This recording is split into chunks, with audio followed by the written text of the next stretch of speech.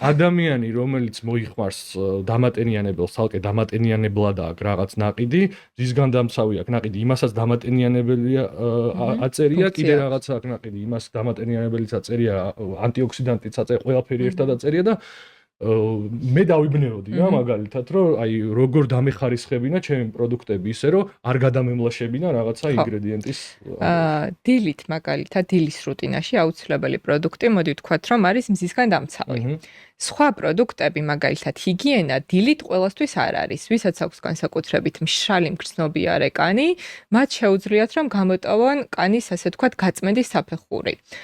ცხიმიანი კანის შემთხვევაში ბუნებრივია კომფორტულია რომ ზედმეტი ცხიმი ჩამოვიბანოთ იქნება ეს წყალი თუ სპეციალური გელი მაგრამ ანუ აქაც არჩევითი არის გამოვიყენებთ თუ არა რაც შეეხება დამატენიანებელს ესეც არჩევითია დილით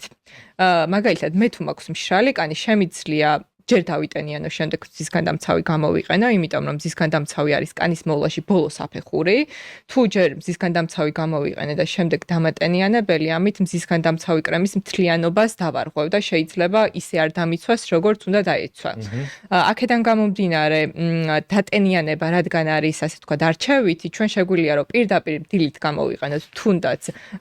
პირდაპირ მზისგანდამცავი რასაც აგრეთვე აქვს დამატენიანებელი მოქმედება დღესდღეობით იმდენად არის გამიჯნული ეს პროდუქტები ერთმანეთისგან, რომ ანუ გვეუბნებია, რომ აუცილებელია ცალკე ტონერის გამოყენება, ცალკე შრატის გამოყენება და ასე შემდეგ. ანუ ეს არის არჩევითი საფეხური. მე თუ მსურს რაღაც კონკრეტული პრობლემის მოგვარება, კი შემიძლია ჩართო ეს პროდუქტები, მაგრამ აუცილებლად არ ითვლება. და აი აქ უკვე ტრენდებთან ცოტა ვიკვეთებით და ჩავხმავდეთ პროდუქტის გამოყენების წეს. რადგანაც თავიდანვე დავიწყეთ იმით, რომ სამი აუცილებელი საფეხური არსებობს, იმ სამი საფეხურის ირგვლივ უნდა ვიტრიალოთ და დანარჩენი არის ასე ვთქვათ არჩევითი. ან ჩვენ გვინდა გამოვიყენებთ ნაოჩსაწინააღმდეგოს, გვინდა არა, ანუ ესეც არჩევითია, გვინდა დავიხმართ